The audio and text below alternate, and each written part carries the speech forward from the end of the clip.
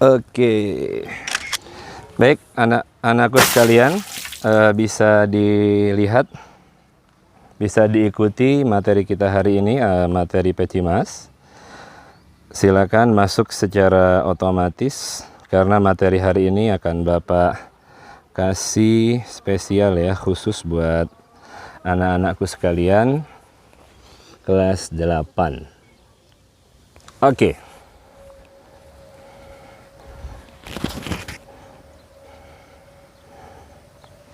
Bismillahirrahmanirrahim. Assalamualaikum warahmatullahi wabarakatuh.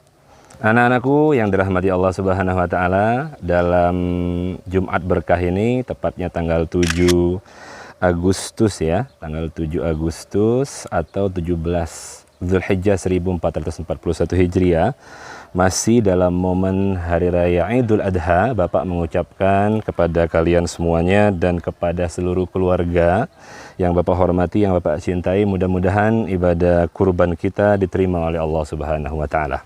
Amin, amin ya Rabbal Alamin. Anak-anakku yang dirahmati Allah Subhanahu wa Ta'ala,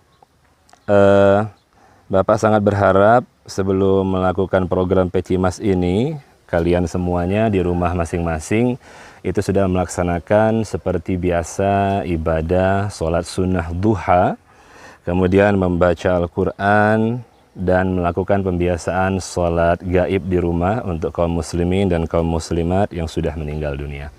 Anak-anakku yang dirahmati Allah Subhanahu wa Ta'ala, hari ini Bapak sangat spesial sekali ya. Kebetulan Bapak lagi di daerah Gunung Salak di Kabupaten Bogor, tepatnya Bapak berada di Mahir Farm ya. Ini berada 633 mdpl di atas permukaan laut. Ini merupakan salah satu peternakan terbaik di Indonesia yang dimiliki oleh Habib Alwi Alidrus, dan sudah melaksanakan ibadah kurban puluhan ribu pada tahun ini. Dan kebetulan Bapak juga setiap tahun suka berkunjung ke sini, suka mempraktekkan keilmuan Bapak langsung dalam mengikuti ibadah kurban, dalam penyembelihan kurban, menyaksikan, memvideokan, dan melihat tata cara bagaimana cara berkurban yang baik dan benar. Dan perlu dicatat, mungkin kalau kalian nanti bisa men-zoom ya kamera ini, atau di kalian layarnya besar dan bisa di-zoom, di belakang Bapak ini, farm ini ya, Mahir Farm ini sudah memiliki 3 sertifikat. Yang pertama adalah sertifikat dari MUI Halal, kemudian mendapatkan sertifikat dari Juru Sembelih Halal Indonesia ya, dan selanjutnya mendapatkan sertifikat dari Lembaga Kurban Indonesia. Jadi alhamdulillahirabbil alamin ya, ibadah praktik kurban kita di Indonesia pun ada satu farm seperti ini yang memiliki lembaga yang diawasi oleh Majelis Ulama Indonesia dan memiliki sertifikat cara penyembelihan halal. Karena ternyata memang penyembelihan itu beraneka ragam ya, tidak semuanya memiliki kaidah dan patokan syariat yang benar ternyata. Jadi memang harus dipelajari dan bahkan harus dikeluarkan sertifikatnya agar tidak sembarangan. Ada kisah Nabiullah Ibrahim dan Nabiullah Ismail yang sudah sangat ma'ruf ya, terkenal, yang mana Bapak pun tidak akan bercerita kembali tentang kedua nabi yang dimuliakan Allah Subhanahu wa Ta'ala ini. Namun pada saat ini Bapak lebih cenderung ingin menceritakan kepada anak-anak sekalian mengenai bagaimana kesabaran Nabiullah Ibrahim ya, fokus kepada nilai kesabaran Nabiullah Ibrahim itu di saat menjalankan ujian dari Allah Subhanahu wa Ta'ala. Ada berbagai macam ujian yang didapatkan oleh Nabiullah Ibrahim alaihissalam dari Allah Subhanahu wa Ta'ala ya, untuk menguji keimanan beliau, untuk mengangkat derajat beliau, dan pastinya seorang nabi pasti akan lulus dengan ujian dan peringkat ini. Di antaranya adalah yang pertama ya, perlu kita ingat bahwa Nabi Ibrahim ini terlahir, ini ujian pertama dari Nabi Ibrahim ya, terlahir dari seorang ibu yang taat kepada Allah, namun ayahnya tidak taat kepada Allah. Oh, apa benar begitu Pak? Benar ya. Di dalam Al-Quran itu dijelaskan bahwa ayah dari Nabiullah Ibrahim itu Azar ya. Azar itu pembuat berhala. Jadi Nabi Ibrahim sendiri walaupun terlahir dari keluarga ayah dan ibu yang berbeda paham dalam ketaatan kepada Allah Subhanahu wa taala, tetap Nabi Ibrahim menjadi anak yang taat kepada Allah Subhanahu wa taala. Dan ini pun menunjukkan sebuah nilai dalam agama Islam bahwasanya yang pertama, ibu itu memiliki andil yang sangat penting di dalam rumah tangga. Mungkin kalian sering mendengar beberapa cuplikan para ulama, lebih tepatnya Bapak mengutip menyadur perkataan Ustadz Abdus Somad. Dalam Al-Quran itu banyak sekali loh kisah-kisah yang sangat menarik yang bisa diambil hikmah. Tapi dalam khusus pembahasan Nabi Ibrahim, di sini sudah jelas bahwa Nabi Ibrahim adalah anak yang terlahir dari ibunda yang taat kepada Allah Subhanahu wa taala. Namun ayahnya ingkar kepada Allah Subhanahu wa taala. Bagaimana produknya yang terjadi? Maka produknya yang terjadi adalah Nabi Ibrahim taat kepada Allah. Artinya ada andil seorang ibu sangat besar dalam mendidik anak-anaknya. Bapak sangat yakin kalian di rumah pun bukan berarti menyamakan dengan kisah Nabi Ibrahim ya, tapi kalian insya Allah lebih beruntung dari Nabi Ibrahim alaihissalam, memiliki ayah, ibu plus ayah yang taat kepada Allah Subhanahu wa taala, sehingga lahirlah kalian semuanya kelas 8A sampai kelas 8F juga yang ikut taat kepada Allah Subhanahu wa taala. Itu loh ujian Nabi Ibrahim dalam ketaatannya kepada Allah. Yang pertama, terlahir dalam keadaan keluarga seperti itu. Makanya ayat di dalam Al-Qur'an itu mengatakan wama ana minal musyrikin. Nabi Ibrahim menyatakan seperti itu, dan aku tidaklah dari golongan orang-orang yang syirik yang menyekutukan Allah, walau ayahnya sendiri adalah pembuat berhala. Yang kedua, Bapak akan menyimpulkan dari beberapa banyak saja ujian dan cobaan yang ditimpa kepada yang diujikan kepada Nabiullah Ibrahim. Yang kedua, mungkin kalian pernah ingat bagaimana perjuangan Nabi Ibrahim masih berkaitan dengan berhala. Nabi Ibrahim itu pernah melawan sebuah raja yang tiran. Baik kelas 8A sampai 8F. Ada yang tahu nggak siapa raja yang dilawan oleh Nabi Ibrahim? Tolong siapa namanya? Kelas berapa? Najwa kelas berapa?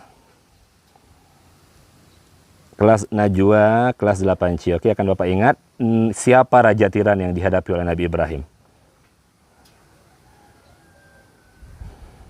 Abrahakah atau Namrud? Oke, Raja Namrud ya. Namrud Katulistiwa. Raja Namrud. Raja Namrud. Ingat peristiwa ini. Terima kasih Najwa ya. Bapak akan catat kembali nama kamu kelas 8C. Lihatlah Raja Namrud ini. Raja Namrud ini luar biasa ya, tiraninya. Ketika semua penduduk di dalam kekuasaannya diajak untuk berburu, Nabi Ibrahim pun pada saat itu Nabi Ibrahim tidak mengikuti acara tahunan dari kerajaan tersebut, tapi Nabi Ibrahim justru memasuki tempat pemujaan atau tempat ibadah kaumnya. Nabi Ibrahim dengan smartnya, dengan kecerdasannya, ya, dengan petunjuk Allah menghancurkan apa? Menghancurkan semua berhala, dihancurkan semua. Ini kisah kalian semua tahu ya. Dihancurkan, setelah dihancurkan semua berhala-berhala tersebut. Nah, inilah petunjuk Allah tadi, kecerdasan Nabiullah Ibrahim ya. Kecerdasan Nabiullah Ibrahim itu apa? Digantungkanlah kapak pemukul untuk menghancurkan berhala tadi di berhala yang paling besar, dan terakhir tidak dihancurkan berhala tersebut. Sehingga ketika Nabiullah Ibrahim ditangkap oleh Raja Tiran tadi, apa yang terjadi? Kenapa engkau menghancurkan berhala-berhala ini, wahai Ibrahim? Maka apa jawab Ibrahim? Wahai Raja, aku tidak menghancurkan ini, tapi yang menghancurkannya adalah siapa? Yang menghancurkannya adalah berhala yang paling besar. Maka Raja pun marah, kamu ini yang benar gitu kan ya. Masa berhala yang paling besar bisa menghancurkan berhala lainnya? Kan itu sama-sama batunya. Nah, Nabi Ibrahim pun menjawab, lantas jika itu batu dan benda mati, kenapa engkau sembah? Allahu a'lam bishawab. Nah, di sini kesabaran Nabi Ibrahim. Nabi Ibrahim pun dilempar ke dalam api yang membara. Kisah ini termaktub juga di dalam Al-Quran. Tapi ini ujian dan cobaan kepada Nabi Ibrahim, sehingga muncullah mukjizat Allah yang sangat terkenal dengan ayat yang berbunyi, ya naru kuni bardan wa salaman ala Ibrahim. Karena anakku, dua kisah ujian dan cobaan dari Nabi Ibrahim tadi bisa kita lihat betapa sabar Nabi Ibrahim. Terlahir dalam keluarga sudah menjadi cobaan untuk Nabi Ibrahim. Kemudian ketika menghadapi raja yang tiran pun Nabi Ibrahim mendapatkan kesabaran, melakukannya dengan baik dan benar sehingga mukjizat itu turun, yaitu yang tadi Bapak bacakan ayatnya, ya naru kuni bardan wa salaman ala Ibrahim. Didinginkan oleh Allah Subhanahu wa taala, itu yang namanya api, yang mana api itu zatnya sangat panas, maka berkebalikan dari itu. Itulah mukjizat Nabiullah Ibrahim alaihi salatu wassalam. Dan yang ketiga, mungkin ini adalah yang terakhir dalam ulasan ujian dan cobaan Nabi Ibrahim dari sekian banyak ujian yang diturunkan kepada Nabi Ibrahim adalah, yang ketiga, ada yang keempat nanti ya. Yang ketiga itu Nabi Ibrahim ini lama tidak punya anak. Ya, Nabi Ibrahim ini sangat lama tidak punya anak. Makanya Nabi Ibrahim selalu berdoa, Rabbi habli minas salihin. Nabi Ibrahim itu menikah dengan istrinya yang pertama yang bernama Sayyidatuna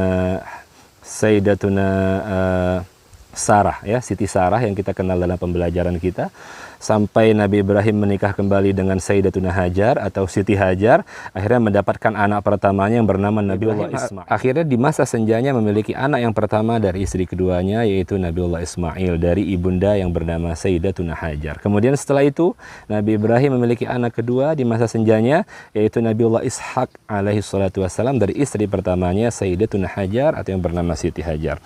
Itulah kesabaran Nabiullah Ibrahim yang berujung kepada buah hasil yang maksimal. Dan yang terakhir, yang keempat ya. Yang keempat, anak-anakku masih menyimak ya. Nabi Ibrahim ini ketika sudah mempunyai anak, baru punya anak di masa senjanya, subhanallah, Allah menguji dengan kemaksimalan keimanan Nabi Ibrahim. Apa yang diujikan Allah Subhanahu wa taala? Yang diujikan Allah Subhanahu wa taala adalah perintah menyembelih Nabiullah Ismail. Saat itu Nabiullah Ibrahim diilhami dalam mimpi oleh Allah Subhanahu wa taala, diberikan perintah kepadanya untuk menyembelih anak sematawayangnya saat itu. Tapi apa yang dikatakan Nabi Ibrahim kepada Nabi Ismail anaknya? Ya, aku adalah perintah Allah untuk menyembelihmu. Dan apa jawaban dari sang anak? If'al ma tu'mar. Jadi lakukanlah apa yang diperintahkan Allah, wahai abah, gitu kan, wahai ayah, wahai bapakku. Lantas ketika proses penyembelihan itu dilakukan oleh Nabi Ibrahim, Allah memberikan kembali mukjizat kepada beliau. Berkat kesabarannya menggantikan Nabiullah Ismail dengan seekor gibas atau mungkin ya kambing atau domba ya dari surga, disembelih langsung oleh Nabi Ibrahim, sehingga itulah menjadi ritual kurban kita hari ini. Nah, anak-anakku sekalian, dari ujian dan cobaan tadi, Bapak akan mengulas dan menekankan kepada kita semuanya adalah betapa pentingnya yang namanya prinsip kesabaran dalam hidup. Ketika seseorang mendapatkan ujian, ketika seseorang mendapatkan cobaan, maka yang paling penting, sekali lagi yang paling penting adalah sabar yang maksimal ya. Ya, cacian kepada kita, hinaan, atau mungkin fitnah kepada kita, atau mungkin dalam kondisi hari ini pembelajaran jarak jauh. Ayo anak-anakku, ada yang berkendala tidak dengan kuota? Banyak, tidak usah dijawab ya. Ada yang berkendala tidak dengan gangguan jaringan dari providernya masing-masing sehingga susah masuk dalam Zoom begitu kan ya, atau ter-out sendiri, terkick sendiri, kemudian melakukan pembelajaran di rumah mungkin membosankan. Ada yang mungkin lagi belajar tiba-tiba saudara datang, ada yang lagi belajar tiba-tiba acara TV bagus begitu ya, tiba-tiba mau melakukan pembelajaran tapi aduh pengen main ini, pengen berwisata begitu. Itu adalah ujian dan cobaan buat kita, sehingga kita sedang ditempa oleh Allah Subhanahu wa taala agar hidup dalam fenomena seperti ini. Jika kita sabar, maka kita bisa berdampingan dengan baik dalam kehidupan seperti ini dan bisa memaksimalkan ikhtiar kita ya. Maka terakhir ini Bapak memberikan rumus, yaitu duit ya, doa, usaha ya, dan istiqomah. Itu 3 itu dicatat ya. Kita harus senantiasa berdoa kepada Allah, meminta kesabaran, meminta kesehatan yang maksimal, meminta rezeki kepada Allah Subhanahu wa taala, meminta kesehatan, meminta perlindungan kepada Allah Subhanahu wa taala. Setelah berdoa jangan hanya berdoa ya, tapi kita juga diperintahkan oleh agama kita untuk apa? Ikhtiar, usaha. Usaha yang maksimal. Setelah berdoa, ya Allah sehatkan saya, sehatkan saya, sehatkan saya. Tapi setiap hari misalkan keluar atau menemui tamu dan lain-lain tidak pernah cuci tangan dan tidak pernah menggunakan protokol kesehatan, maka doanya akan menjadi seperti apa? Maka doanya akan menjadi hampa karena tidak sesuai dengan perbuatan dia, akan menjadi cuma-cuma dan sia-sia. Doa dan usaha itu harus selalu beriringan ya, karena Allah berfirman, innallaha la yughayyiru ma biqaumin hatta yughayyiru ma bi anfusihim. Allah tidak akan merubah satu kaum. Allah mengibaratkan dengan kata kaum loh ya, bukan dalam bentuk single lagi tapi dalam bentuk jamak ya. Satu kaum kalau kaum tersebut tidak merubah dirinya sendiri. Jadi kalau sudah berdoa, sudah punya harapan, sudah meminta kepada Allah, sudah punya cita-cita, maka tinggal usaha mencapainya dengan baik dan benar. Kemudian yang ketiga, setelah doa, setelah ikhtiar, seperti Nabiullah Ibrahim, apa? Istiqomah. Apa itu istiqomah? Ya, nama masjid ya, di dekat SMA 20. Betul kalau yang tahu di Kota Bandung. Tapi istiqomah itu adalah kontinuitas. Kontinuitas yang positif ya dalam hal kebaikan. Doa itu pasti baik, tidak ada doa yang buruk gitu ya. Tidak ada orang berdoa minta mati, tapi orang kebanyakan berdoa panjang umur dan sehat afiat ya. Minta ranking 1, mana ada yang minta ranking 30 di kelasnya ya.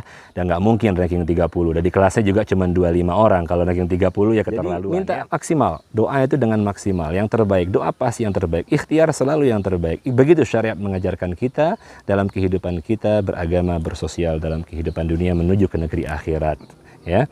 Istiqomah itu dalam kebaikan. Hal jazaul ihsan ilal ihsan. Itu dalam surat Ar-Rahman.